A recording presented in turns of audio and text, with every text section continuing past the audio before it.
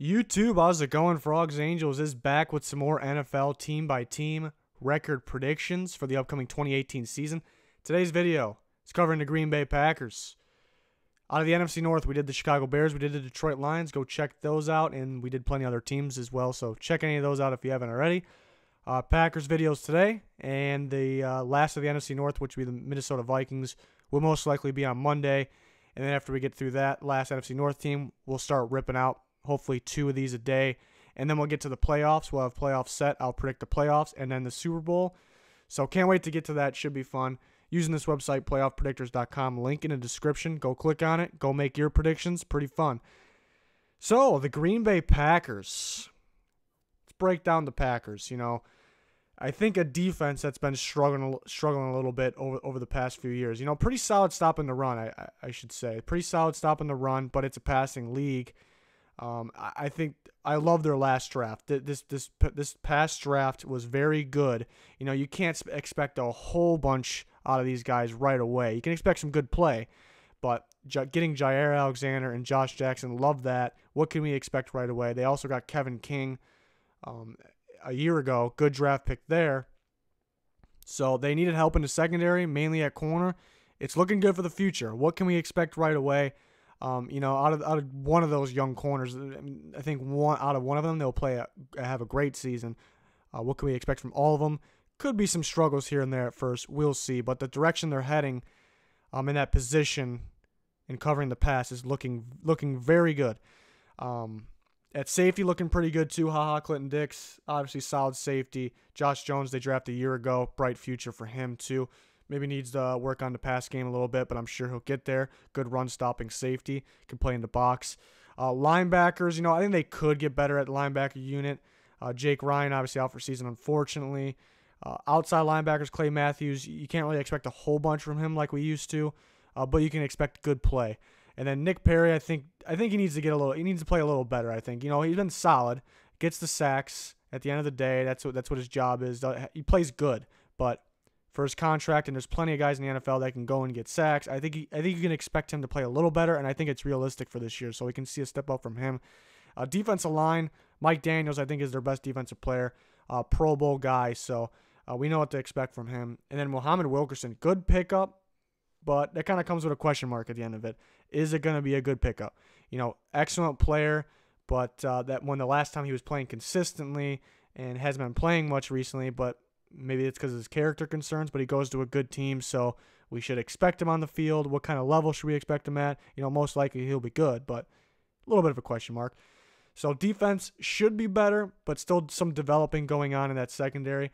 Looking at the offense, I like their offensive line. Some people worry about injuries, and they always have the next guy up always seems to be good. They've over the past how many years they've been developing these offensive linemen. These guys come out of nowhere, they're good. So I'm not worried about the offensive line. Running backs, they could use a legit number one running back. I don't think they have that, but the good news is they have depth. They have guys that can play the spot. They like Aaron Jones a lot, one of my sleepers from last year's draft.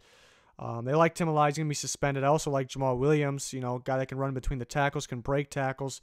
Not a whole bunch of speed, but he can carry the ball pretty well. And then Montgomery, you expect to maybe get the load at first. But, ex-receiver was running back, then was receiver, then back to running back. So, you can't expect a whole bunch of great play from him, but he's pretty solid. So, that is the good news. They have the depth. For the receivers, they lose Jordy Nelson. He hasn't always been on the field. He hasn't been playing the best ball, but it's still a pretty big loss, especially for Aaron Rodgers. But I do like Devontae Adams getting better and better. He's going to have a heck of a year. Even if Jordy Nelson was still on the team, Devontae Adams would be their best receiver. Still got Randall Cobb, obviously. Love the way they drafted at receiver, too. A couple of guys. Equanimeous St. Brown from Notre Dame could be a sleeper guy. I think will have a better pro career than he did in college. But Jamon Moore from Missouri is the guy I'm really looking out for. I think he'll play well for the Packers this year. Good sideline guy. Comeback routes, deep balls. I think he'll work well with Aaron Rodgers. Good in the open field, too, with the ball. So I think that's a good pairing. I like it a lot. But Rodgers, if I had to put money on it, and I think a lot of people are like this, he's going to be back. He's going to be back playing at close to the MVP level. He's going to stay healthy. So that's most likely. But I think like a lot of other people, nobody's really saying it, but there's a slight chance kind of in the back of my mind that, the injury's a little scary. What's going to happen? Is he going to stay healthy all year? That game he came back against the Panthers, it was very messy. Valid excuse. He was still hurt, but he did come in and play. So, if that game, it kind of sticks with me a little bit. But like I said, you should expect very good play. So if you take Rodgers away, though, the team is really, to me, isn't good enough. Solid, but not good enough. So you look at team, if you take a quarterback away from other teams, one goes on and wins the Super Bowl. So I think the rest of the team needs some time to develop like the defense. But I think they got better for the most part. We'll see, though. Let's break down the schedule here. Week 1 against Chicago. Big-time game, Week 1. But Sunday night in Green Bay, like I picked in the Bears video, I'm going to go with the Packers. And then another big rival game, NFC North game, Week 2. Vikings in Green Bay. I think the Vikings are the better team. The Packers have Aaron Rodgers, but the Vikings are the better team. I think pretty clearly, honestly. But the good news for the Packers is they're home here. Rodgers wants his revenge. I mean, you should guarantee that he's going to be healthy at this point early on in the season. If there was a bad thing about it, pretty good draw for Minnesota is that they don't have to play Green Bay in the cold. I think the Packers rather play home against Minnesota when it's cold out. That's more of a lock at a win. So I really think this game can go either way for that reason, but I just don't see the Vikings going 2-0 on the Packers on the year. Could happen, but, not a lot of people are expecting it, so I'll take the Packers here. In Washington, I think this could be a pretty darn good game, actually, being in Washington, depending on how Alex Smith is. It's going to be better coming from the Chiefs, worse. You should be pretty consistent. How would that defense be? Washington's a tough place to play. This game could go either way, but I think the Packers got too much offense for them. I'll take the Packers. That'll be a good game, though. That could go either way, I think. Bills in Green Bay, I'll take Green Bay here. I think the Bills could struggle this year. Pretty solid defense, but the Packers have too much offense, even for a good defense, and the Bills don't have enough offense, so bad matchup. Bad matchup for the Bills, and it's in Lambeau. I'll take the Packers. Week 5, another NFC North game. All these NFC North games seem to be pretty close, as long as one of the teams isn't terrible, which I don't think any of the NFC North teams for this year are terrible. I think they're pretty close. I think home field is big time. I think these two teams are not far off. They're pretty even. The difference is one has Aaron Rodgers, one has still a solid quarterback in Matt Stafford. But I'll take the Lions at home in a very close game here. Niners in Green Bay, Monday night. Oh, so that was the Packers' first loss. We actually had them starting 4-0. Wow. But Niners in Lambeau Monday night. That's the key right there. In Lambeau Monday night. Take the Packers there. The Niners can get some offense going. I think they have a better defense than the Packers do too. But maybe the Packers just have too much offense in Lambeau on Monday night. So I'll take the Packers. Bye week in Week 7. Then in Week 8, you got the Rams in L.A. It's probably good with the bye week before it. But being in L.A., and here's a matchup problem, I think, for the Packers. The Packers got the high-powered offense. Defense isn't all that great. Should be better this year than it has been, but it has not been good, not even close to good the last few years. The Rams also have that offense to match them. They don't have Aaron Rodgers, but they have a pretty darn good offense to somewhat match them. And they have a pretty darn good defense. Well, we know that their defense will be much better than the Packers' defense in this game in LA. What we don't know is whose offense will be better, but we do know it'll be close. So I think that's a bad matchup for the Packers, and it's in LA. I'll take the Rams. More of an even matchup, two teams that could struggle on defense, two high-powered offenses. They do both have a couple playmakers on defense, though. Being in New England, I'll take the Patriots here. A high-scoring game, shootout game we expect. I'll take the Patriots. Week 10, home against the Dolphins. Dolphins I talked about. They're not going to be a great team this year, but they could be a sneaky team, sleeper team. I think they got pretty darn good depth on defense, pass rush depth.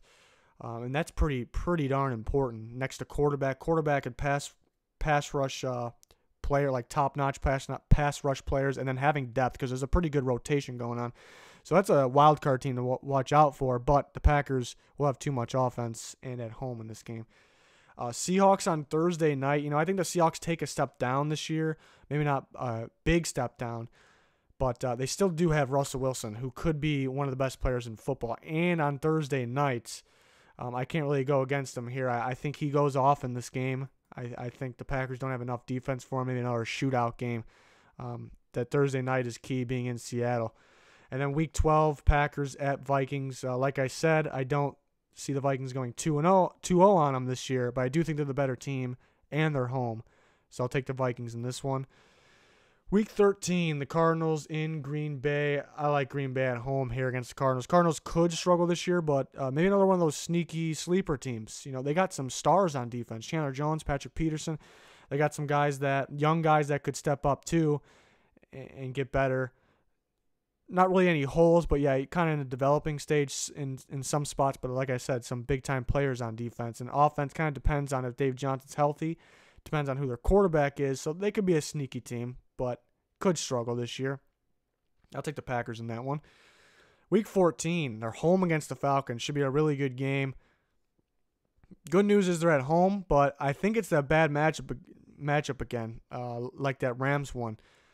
In Lambeau in the cold, that could give the Packers the favor. But I think the Falcons will be better on offense and defense than last year. Their defense, they got some good young players that will step up. They're trying to find that role for Vic Beasley. I think they found it 2 years ago, still testing things out last year. I think we'll get back after the quarterback this year. I think the Falcons easily have the better defense in this game, and I think they can match them on offense another year with their coordinator. I think that's where they struggled. They were still very good on offense last year, but I think they'll get better with another year. I think it's a bad matchup for the Packers, but in Lambeau, you never know. But I'll take the Falcons. Week 15 in Chicago, that game could go either way. I think the Packers are better if healthy, not by a huge margin. The Bears got better. In the Bears video, I did pick the Bears. I had them splitting. It's a tough game in Soldier Field. The Bears got better. It's going to be a good game. Packers and Jets. The Jets season could be over at this point. Packers, I think, are better. Still fighting for the playoff spot. Take them. And then home against the Lions. I expect them to beat the Lions in Lambeau. I really expect that. So I do have them going 9-7. Kind of what I expected going in. Maybe 10 wins. I was thinking 9 or 10. I think they did a heck of a job drafting. I think the defense is still going to struggle a little bit. Aaron Rodgers does need to stay healthy. Obviously, he needs to play at his top-notch level. When they won the Super Bowl, he was elite. He was the MVP, and their defense was much better. So that team isn't really the same when they were playing. Even the years they didn't win, they were still like elite team. I don't think they're there, but with Aaron Rodgers, anything is possible. I think I was really firm on the 9 or 10 win range before doing this. For the first time looking at it, tough schedule being in the NFC. I do have them splitting with every single NFC North team. Maybe that's unlikely. They're not going to go 2-0 against the Vikings, but they could go 2-0 against the Lions or the Bears. They could, so that they could be wins there. I do think that Redskins game is losable. I think Week 2 against the Vikings, they could lose that game. But here they can win the Lions game here. The Niners can beat them, but I'm pretty confident on the Packers. Then that's tough right there. Week 8, 9. I do think the Rams may be, even though a very, very good team, definitely a contending team. They could be hyped up a little bit right now, so the Packers could win that game. But I do think the Rams at home, Patriots at home, are the favorites in that game. It's nowhere near Week 8 or 9 yet, so I guess we can't say that. They could win the Seahawks game, could win the Falcons game. So there's some ones that they can win there. But I think, starting on the 4-game, I had them starting on going 4-0, so maybe they don't do that even. So I think 9-7, 10-6 is the range. If they don't stay healthy, that could drop even more to, it's very hard to see them winning less than 8 games. Very hard to see that. So I think 9's pretty good. Let me know what you guys think. Stay tuned for more teams. We're going to go through all the teams, then the playoffs. Then we're going to pick the playoffs and the Super Bowl. And then during the year, weekly NFL and college football pick'ems. Can't wait for football season to start. Kind of has already started with preseason, but I want the regular season to start. I'm ready. I'm ready right now. But subscriber goal is 10K subscribers, so if you haven't subscribed to the channel yet, please do so to help us out. And don't forget to click that like button. That would be much appreciated. But that'll do it for this one. Thanks for watching. Please like and subscribe if you haven't already. Goodbye.